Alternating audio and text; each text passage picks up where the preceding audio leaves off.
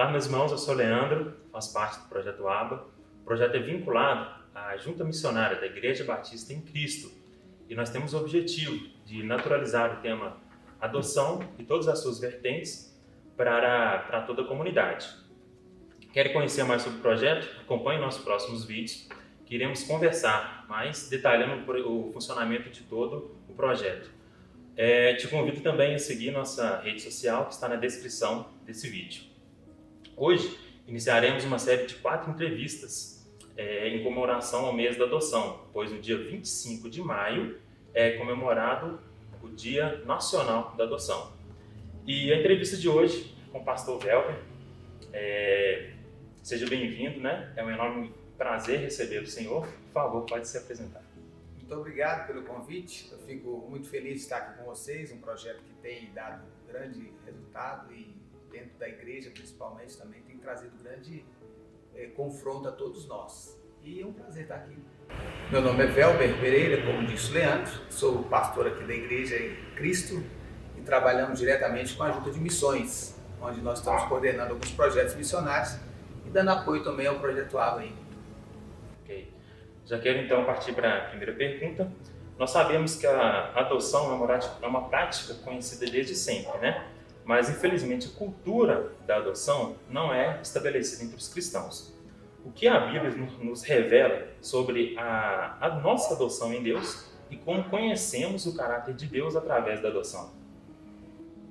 Quando nós falamos muito a respeito de todos somos filhos de Deus, eu creio muito naquela questão que a Bíblia nos ensina quando ela nos fala que nós somos enxertados na videira.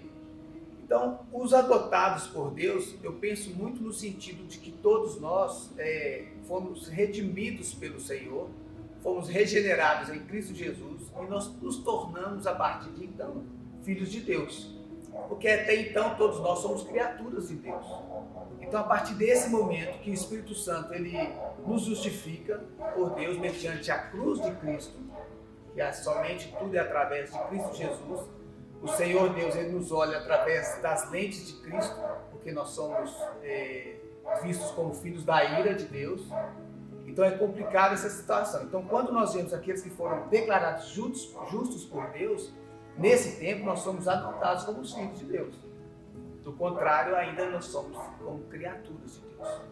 Então o apóstolo Paulo ele nos escreve, quando ele fala na carta dos Romanos, no capítulo 8, ele nos escreve algo muito legal. Ele fala que os crentes que receberam o Espírito de adoção aqui são agora guiados pelo Espírito de Deus. Eu anotei aqui sobre Romanos capítulo 8, eu vou ler aqui pra gente. Ele vem dizendo assim: porque todos os que são guiados pelo Espírito de Deus, esses são filhos de Deus, que não recebeste o espírito de escravidão, para outra vez estares em temor, mas recebeste o espírito de adoção como filhos. Então, pelo qual nós clamamos, Abba Pai, o paizinho querido, o meu papai, como uma criança, né? Papa. Então, nesse tempo, o mesmo Espírito, ele testifica que nós somos filhos de Deus, que testifica com o nosso Espírito que nós somos filhos de Deus. E aí, mais à frente ainda, em Gálatas, no capítulo 4, aí o mesmo apóstolo, ele também vem falando isso, ele vem descrevendo isso, que Deus ele envia o seu Filho Jesus na plenitude dos tempos, para quê? Para redimir os que estavam debaixo da lei. Ele diz assim o texto, olha: mas vindo a plenitude dos tempos, Deus envia seu Filho para remir os que estavam debaixo da lei, a fim de recebermos a adoção de filhos, e porque sois filhos, Deus envia o vosso Espírito Santo, o coração do seu Filho, que clama, Abba Pai. E a outra pergunta que você perguntou aí é através do caráter da adoção. Penso eu o seguinte, que a adoção ela é uma bênção decretada por Deus. É muito bom, é uma bênção você ser adotado nesse sentido por Deus. Aí eu vou lá em Efésios, no capítulo 1. Ele vem dizendo assim, ó, significa que a adoção faz parte, eu penso muito, faz parte do decreto de Deus. Então, é um caráter de Deus essas questões todas, que a Bíblia diz assim, ó, Deus nos escolheu para sermos santos, sermos irrepreensíveis perante Ele, em amor. Deus nos predestinou para a adoção de filhos por meio de Jesus Cristo. Através disso vem o quê? O segundo beneplácito da sua vontade, segundo a tua misericórdia, segundo a tua vontade. Então significa agora para nós, desse texto, que a base da adoção não está em nós. A base da adoção, ela é através de Deus. Deus é a base de toda adoção. Ele é o centro de todas as coisas. Cristo Jesus. Em nossa sociedade, ainda há muito preconceito ao tema da adoção, né? Principalmente relacionado à idade, genética e origem. Nós temos exemplos de adoção na Bíblia? Se sim, como essas adoções impactaram ao decorrer da história? A questão da adoção, ela é uma bênção na vida das pessoas. Tanto daqueles que são dos pais que por algum motivo ou outro eles não conseguem que os seus filhos biológicos sejam criados por eles mesmos, quanto aqueles que estão orando às vezes no sentido de que eles não têm nenhuma condição de ser pais. Então a adoção, ela é uma bênção. Na minha família tem o exemplo de adoção. O meu irmão número 3, eles não podem ter filhos. Nós somos em 4 irmãos e eles não podem ter filhos. E eles adotaram uma criança, uma menina, com 1 ano e 5 meses. Hoje ela tem 14 anos. E para nossa família não há nenhuma separação por ela ter sido adotada ou não. A avó chama de neta, ama os filhos, os irmãos, né? Que no caso os tios dela, por parte da nossa família. Não tem, nunca mais houve, ela já faz tanta parte da família que não há separação para nós. Então é uma bênção na vida do adotado, é uma bênção na vida de quem adota. Então isso é uma questão muito, muito legal. E a Escritura, ela fala sobre uma forma bem favorável acerca da adoção. Aí a gente vai na história de Êxodo, no capítulo 1, onde existia aquela mulher que se chama Joquebede, onde ela estava uma hebreia, né? Ela era hebreia. Ela dá a luz lá ao menino, que nós sabemos que seria o nome de Moisés, e de repente ela não tem condição de criar o menino por decreto do rei, que o rei iria matar todos os machos, para que houvesse ali um censo, para que houvesse, como que diz, controle de natividade, né? Que eles estavam lá fazendo esse controle. E de repente, essa mulher se vê numa situação que ela queria salvar o filho dela. O que ela faz? Faz um cesto, coloca o betume no cesto, coloca no rio. E a filha de Faraó, então, encontra esse menino. E o destino que Deus vai traçando a essa história é que essa criança ela é resgatada pelo próprio reinado ali, pelas questões da filha de Faraó. E de repente, então, se torna Moisés. Conduzido pelo Senhor, o plano de Deus não foi frustrado. Tudo conduzido ali. Então, o livro do Êxodo traz essa história para nós como uma história fantástica. Uma história que você fala assim, como vai terminar você ler nesse livro? História na vida de Moisés, pô. Olha que legal. Quem foi Moisés na palavra? Então você pega o livro de Esther, você vê que tem uma menina chamada Esther, a linda garota que se chama Esther. O que acontece com ela? Os pais morrem. A partir da morte dos pais, quem cria Esther? O primo. Então está dentro da parentela, dentro da família. Ela é criada. E quem se torna Esther? A rainha Esther. Então, são grandes exemplos do Velho Testamento. E quando se chega a partir do Novo Testamento, quem você lembra? Jesus. Jesus nascido de mulher, nascido pela lei e vem sendo criado por José. E o mais lindo de tudo isso é que ninguém conhecia José como padrasto ou pai adotivo de Jesus. Não. Quando você chega em Mateus no capítulo 15 ali, no capítulo 13, a partir do versículo 54, você vê que Jesus ele chega ensinando nas sinagogas. Aí alguns dos fariseus eles olham e falam assim, mas esse não é o filho do carpinteiro? Eles olhavam José como o pai de Jesus. E na verdade nós sabíamos que ele foi concebido pelo Espírito Santo. O Espírito Santo aparece a José, conversa com José e orienta José. E José então aceita aquilo pela graça de Deus. E o interessante que eu acho bonito também, sabe o que é nessa questão? É que os filhos eles tendem a imitar os seus pais. O pai que às vezes ele é caminhoneiro, o filho ele se apaixona pela profissão e vai também seguir os passos do pai.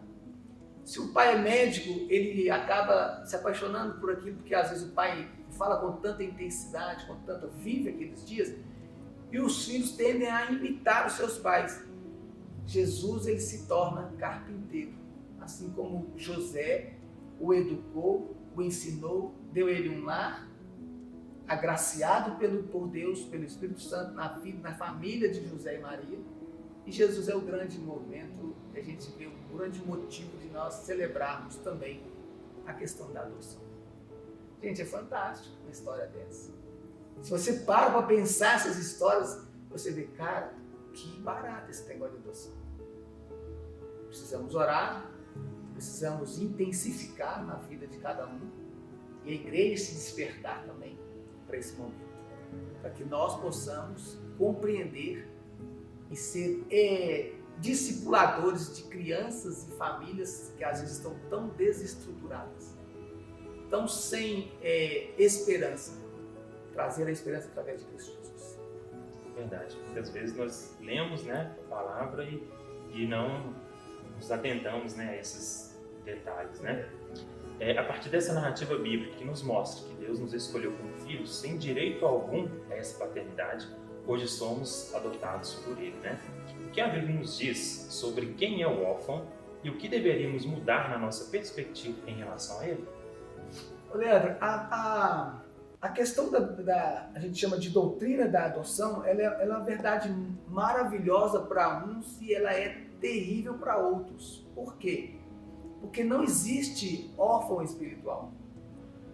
E ela também vai quebrar toda barreira na questão onde se diz que todos somos filhos de Deus. Na verdade, nós não todos somos filhos de Deus. É como lá no início nós começamos. Nós somos redimidos pelo Espírito Santo, por Cristo Jesus. Nós aceitamos a condição de sermos cristãos. Cristo nos alcança e nós nos tornamos filhos. Mas só que não existe órfãos espirituais. Ou você há de, a mesma palavra ela vem nos ensinando que ou você há de agradar no Senhor e desagradar a outro. Não tem como você servir a dois senhores, a dois deuses. Ou você é escravo de Cristo para a liberdade, foi Cristo nos libertou. Ou você será escravo do inimigo, Satanás, o diabo, né? De qualquer forma. Então não vai existir essa questão de órfão espiritual.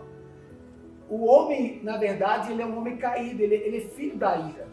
E como ele é filho da ira, Efésios no capítulo 3 nos falando sobre isso. Tem um texto aqui que você quer ver? No capítulo 2 de Efésios, ele fala assim, ó, entre os quais todos nós antes andávamos nos desejos da nossa carne. Ou seja, fazendo a vontade da carne e dos pensamentos. E eram, por natureza, filhos da ira. E outros também. E como os outros também. Isso faz com que se nós vivemos nesse momento, desta forma, com essa natureza pecaminosa, isso vai nos direcionar que nós somos filhos do inimigo. Que nós não tivemos um coração regenerado, nós não tivemos uma vida transformada. Então não existe órfãos espirituais. Nós precisamos entender isso. Ou nós somos filhos de Deus, ou somos filhos de Satanás. O problema é que nós somos salvos da ira de Deus. O próprio Deus nos salvou da sua ira, através da cruz. Ele nos enxerga, volto a dizer, através das lentes de Cristo. Então, através de Cristo, nós somos redimidos e nos tornamos filhos. Do contrário, nós não seremos filhos. Entendi. Atualmente, há cerca de 34 mil crianças e adolescentes em abrigos espalhados pelo Brasil, né? A partir desses números, fica claro que nós, cristãos, estamos negligenciando uma ordem de acolher ao órfão conforme Tiago 1,27, né? Que Deus, né, vai nos orientar que devemos cuidar dos órfãos, das viúvas, né, e suas atribulações. Na sua opinião, se as igrejas cristãs vivessem a adoção conforme o ensinamento bíblico, esses números poderiam ser diferentes? E qual seria o impacto na sociedade? É uma questão de matemática, né? Vamos fazer a matemática.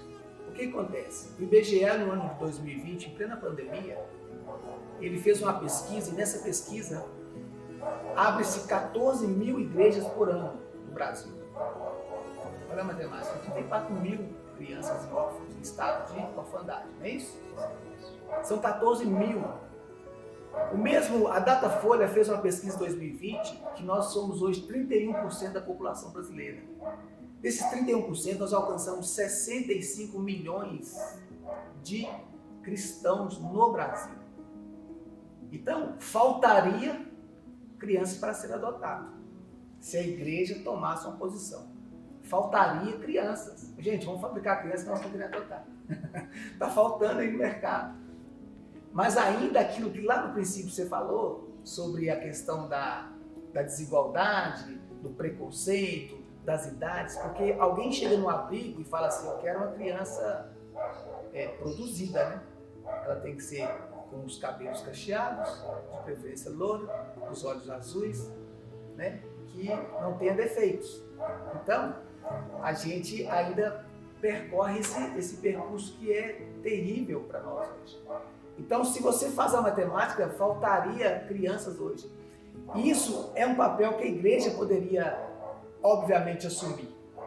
Se cada um cumprisse o papel de igreja, se cada um cumprisse o papel cristão, realmente sanaria esse problema. Leandro, eu não acho que seria só sanado esse problema dos órfãos, não. Eu penso muito sobre o impacto, no impacto na sociedade que você perguntou, seria notório porque uma criança que tem um lar, uma criança que tem uma educação cristã, fundamentos bíblicos, ela torna-se outra criança. O que acontece é o seguinte, eu creio muito na questão que muitas situações estão na mão da igreja. Nós vivemos uma pandemia há muitos anos, na qual a gente às vezes não vira os nossos olhos para ela, que é a pandemia das drogas, do crack, a pandemia da Cracolândia. Se você pensar sobre a Cracolândia, só um parênteses aqui sobre o que pode mudar, que está na mão da igreja, e pode mudar situações, é que eu penso muito que as drogas, se o governo estadual, o governo federal, ele mobiliza e coloca na mão da igreja algumas autoridades, ela põe na mão da igreja, por exemplo, a vida da sociedade, na sociedade sobre as drogas, ela tem um grande avanço em resolver. Ninguém vai conseguir resolver o problema da Cracolândia, se não for a igreja. Então eu penso que vai trazer um impacto muito grande. A Cracolândia em São Paulo começou em 94. Ela começa com 30 mil pessoas na rua. Hoje, em 2019, 2020, ela tem 56 mil na rua. Cada governo que entra, eles entram com uma solução. Eles vêm com braços abertos, depois vêm com redenção. Trouxeram outro, aí sai um governo, entra outro governo, recomeço. Aí o outro governo é mais truculento com a polícia. O governo último agora, acabamos com a Cracolândia. Não, não acabou, ele migrou a Cracolândia. Então, aí nasce a Cristolândia. Então, se o governo coloca nas mãos da igreja, a igreja tem a solução. Da mesma forma, a igreja também pode ser solução para os adultos. Ela pode trazer a solução para essas crianças que estão em situações mais complicadas. Então, eu penso sim, que pode ser a solução. Lá no Paraná, né, que os orfanatos foram esvaziados através da igreja, que as igrejas foram se mobilizando, e é um grande exemplo. Quer dizer, quem é que sabe dessa notícia? Poucas pessoas. Então tem que se divulgar, tem que ir lá, tem que estudar, tem que ver o que está acontecendo, para que a igreja possa se mobilizar, agir com misericórdia. Nós precisamos de ter um coração misericordioso. Não só para a questão da orfandade, mas para a questão dos moradores em situação de rua, para aqueles que estão vivendo na Cracolândia. A igreja tem a solução de muitas coisas, porque nós conhecemos aquele que é o nosso libertador. Cristo é a solução de todas as coisas. Então a sociedade poderia ser diferente quando ela é estudada através de Cristo, quando ela é orientada através de Cristo, quando ela é educada através de Cristo. Então eu penso muito sobre isso. E a questão matemática, 34 mil, nós somos 65 milhões de evangélicos, 31% hoje da população. O que nós estamos fazendo como igreja? Nós estamos apenas construindo templos suntuosos, preocupados com nossos próprios dias e gastamos nossos dias com coisas que são às vezes fúteis, são vãs, que um dia vai virar lixo, vai virar sucata, tudo vai ficar aí com a volta de Cristo.